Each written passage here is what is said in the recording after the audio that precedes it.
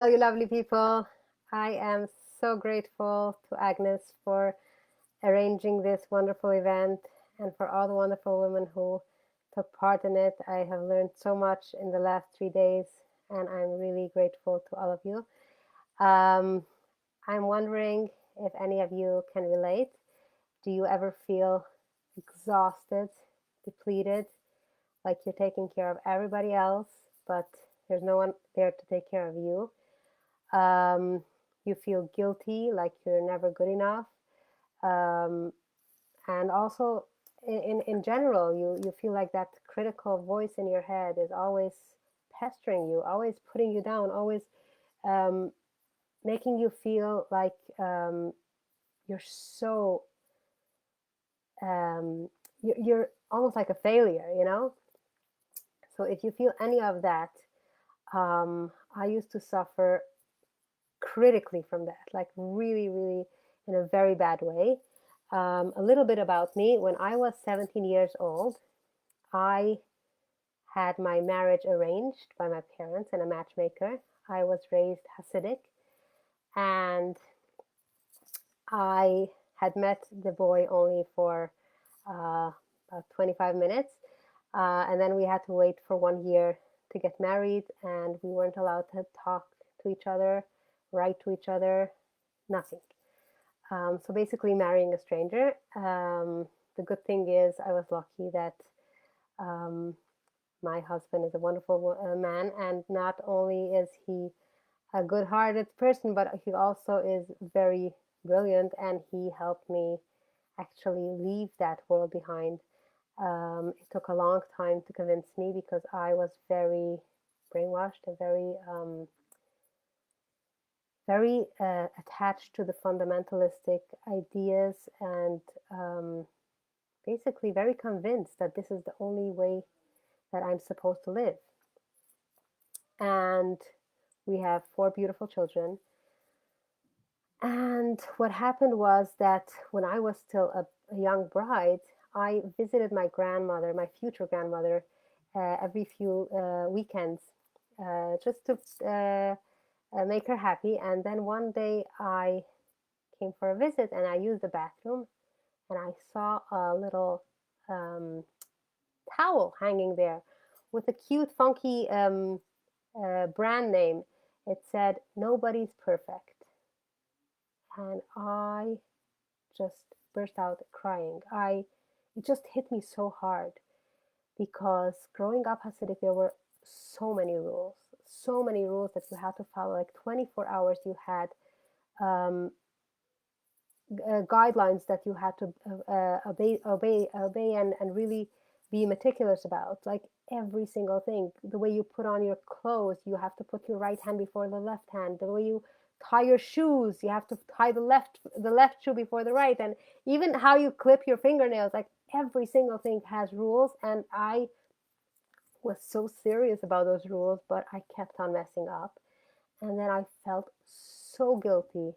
And when I did some things that were taught to me that they were grave sins, I was feeling like I'm the worst person in the world. And whenever I repented, I felt like, oh my God, God is not going to believe me anymore because I keep on slipping up. And I had this heavy weight of guilt and shame for most of my childhood and my adult life.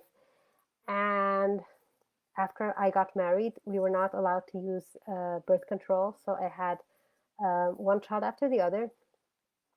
And my dream was to be a very loving mom. And my mother herself has 11 kids.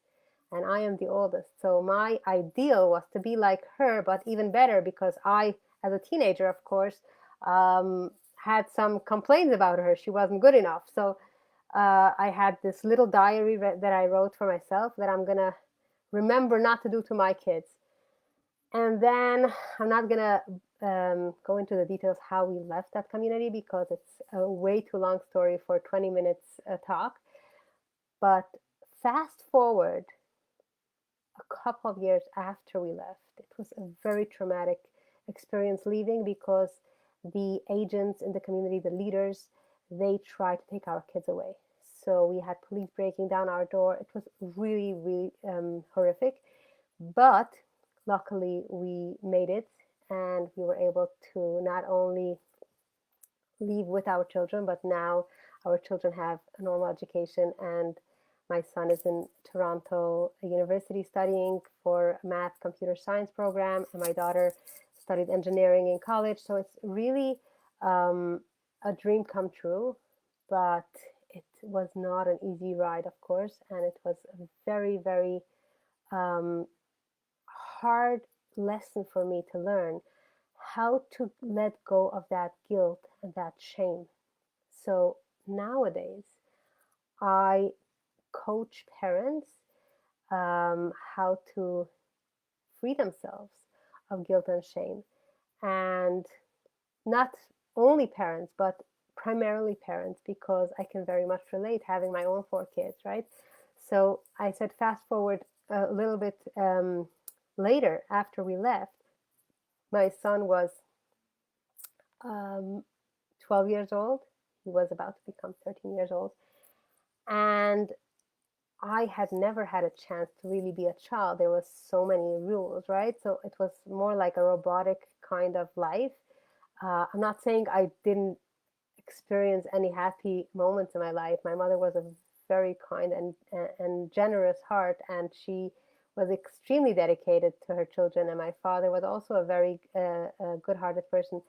And relatively to what you can have experienced in growing up that way, I had a relatively good childhood. But I try to give our children even better, right? So when my son turned 12 and then 13, it was extremely challenging to me because I didn't have any clue how to deal with a teenager. Like there were power struggles every day because I didn't know what's going on. Like suddenly he wants to be his own person, and I have never experienced myself how a teenager has to be like. And it came to a point where I literally felt like I don't want to live anymore. I was so ashamed of myself about how I um, treated my child. Like after all what happened, like I felt like a complete failure as a mom. And I'm not going to go into detail, but I you can trust me when I say that it got really, really ugly. Like there were really bad guidance that I got, and it was really, I messed up big time. So that's why I felt like I don't want to live anymore. Like there's no point. I did all this for nothing. I left the community. I tried to give my kids the best life, but like now I have nothing. Like it's not even working. I felt stuck, like with no hope. So why that happened, there was a couple of reasons why that happened, but one of the biggest reasons was because I had a lie in my head. I was raised to believe that asking for help is means you're a failure, means that you are incompetent, you can't manage on your own, like there's quote unquote something wrong with you. Nobody explicitly told me that, but that was the culture I was raised in. Like if you ask for help, um, there's a deficit there. Like it's not supposed to be that way.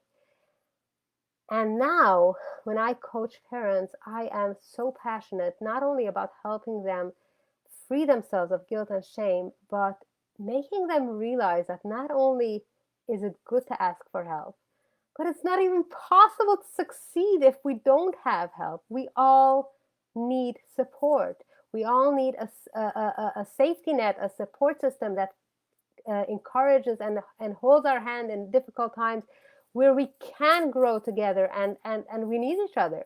So just this whole lie in my head that I kept on blaming myself for not being able to figure it out, that was such a lie and such a burden to carry. And it's my goal and my mission to help people free themselves of all those lies that I experienced. And another big lie that I had, just a moment, I'm going to check if I have mentioned. Oh, I forgot to introduce myself. My name is Clara Wasserstein, and I live in Montreal. So another lie that I had was that I was extremely unlucky. I, I felt like I was really cheated by life. I felt like everyone else has a normal childhood. I mean, of course, there are people who also have a traumatic childhood, but like in general, people have a relatively good childhood. They're not forced to be a robot and follow a million rules every day, and they're not brainwashed with all that fear and guilt that the God's going to strike them dead if they don't follow every rule exactly, and they're not growing up with hearing every year another few cases of cancer, people that died, which actually happened to me when I was growing up. I kept on hearing of people who died from cancer, not only because it was a small village where I lived outside of Montreal, but it's also because of the stress level was so high, right? So it makes sense that people did not have a reason to fight to even stay alive. And for me, every year when it came to the high holidays and we were praying for a new year, that God should forgive us and bless us with a new year, I was so afraid that this year it's going to be me who's going to have cancer and going to die. And when I heard about a person who was sick with cancer and then another person who was sick with cancer, I was breathing a sigh of relief, unfortunately, because I felt, okay, so the quota of 2 people dying this year is already taken care of. So it's not going to be me this year. That's how much fear and guilt I had. And leaving that community, I felt like I did it for my kids to give them a better life and to give them a normal education without that brainwashing. But at the same time, I felt like I was cheated. Like I didn't have a childhood. And why am I saying it's a lie? Because what happens when you have the support that you need, when you have the help and you have a chance to heal all that trauma, you are able to see why. You are able to figure out a blessing in all those difficult experiences and how it's actually enriching your life. So for me, I can now, 10 years after, over 10 years after I left that community, I can now use those lessons that I learned in the past, and they are gems that I can like use as a jewel. And before I had this opportunity of healing and having the support that I need, it was almost like I had a raw stone in my head and just banging myself with it because it was so painful, right? So that's another point that I wanted to bring out. When you are in a difficult situation, don't blame yourself for not being able to have it figured out because it's not on you. You should not have to figure it all out. We are all here for each other. We have to support each other. And if you don't have that support, know that there are people out there who want to help you. You just have to find them. And the more you put yourself out there, and it can take a lot of courage to ask for help, but when you do it, it's so worth it because the support and the help that is available for you can change your life dramatically. Um, so it's almost 20 minutes and I am going to try to wrap it up. So another thing that I had a lie in my head was that once you mess up, you're futch. Like it's really you're just your life is ruined because you messed up. Like there's no way back. That was the mindset that I was raised with. That when you do something on this planet um, that is not God's will, um, there are worlds up there that are destroyed because of it. Like it was so ingrained in me, as if every mistake is set in stone. And when I had this horrible mess that I was in with my son, I really felt like it's done. I traumatized him for life. It's like I ruined everything. And that's such a lie because as long as you live, there's always a chance for healing. There's always a chance to not only fix your relationships with your loved ones, but even gain something out of the mess that you can even build a stronger relationship because of it. I remember my teacher actually in this community gave us a very good example of forgiveness. She explained to us that when you have a rope, a big cord, and you cut it in half, right? And actually, not you cut it in half. two people are fighting about to have a rope, and one is from one side and one is from the other side. They're just fighting, and then the rope finally breaks off and it tears in the middle. What happens is when they tie the rope together, it becomes a shorter rope, right? So they are closer to each other. So that's a good analogy that you can keep in your head when you have something that disrupts your relationship with someone. By making up with them, by really finding a way to compensate for their pain, and to really express your sorrow and your how much you want to make this right, and you follow through. What happens is the relationship becomes even closer. It's like the rope where the two people are not anymore so much apart. Because you have that tie, it becomes even a stronger relationship. So that is the third lie that I wanted to clarify. So never think that a relationship that is messed up has to stay that way. There's always hope. As long as you live, there's always a chance to heal it.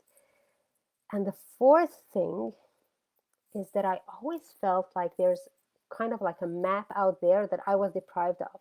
Like there's a way to do things right, and I just don't know about it. And why am I so cheated of life that I didn't get the instruction sheet? But the truth of the matter is that when you try to impose on yourself somebody else's rules, you won't have success with that, because each one of us has our own unique journey. And feeling like you don't know how to do something is normal, and it really sucks sometimes. But when you reach out for help and when you get the support that you need, you are able to find your way. You're able to really figure out what is right for you, for your own journey, not just take somebody else's instructions and impose it on yourself. So what really helped me was a sentence that my coach Alexis Pierce taught me. She said, every time you don't know what to do, um, ask yourself, what is the loving choice? And when you really listen to the voice inside, when you ask that question, you will know what's the right thing to do. And of course, it's not something that comes naturally, especially in the world we live in, where there are so many voices taking over. We're programmed to have to uh, live up to expectations of society, and there's a lot of um, pressure that can sometimes block the inner voice from being heard. So it takes some practice, and it's not like overnight you're going to have like an instruction sheet, but every step of the way, when you're in a dilemma, this is a good question to ask yourself, and to practice connecting with that inner voice, with that inner guidance, because everything we need is inside of us. So the answers that we need are inside of us. It's just that we need the support around us to feel safe, to be able to listen to that voice. So you can find me on Facebook, Clara Wasserstein, and on Instagram as well. I'm going to be posting a link to my Facebook group. I'm going to be hosting a vision board challenge after the holidays. And if you want to join, you can right now hop into the Facebook group, and I'll be very happy to see you there.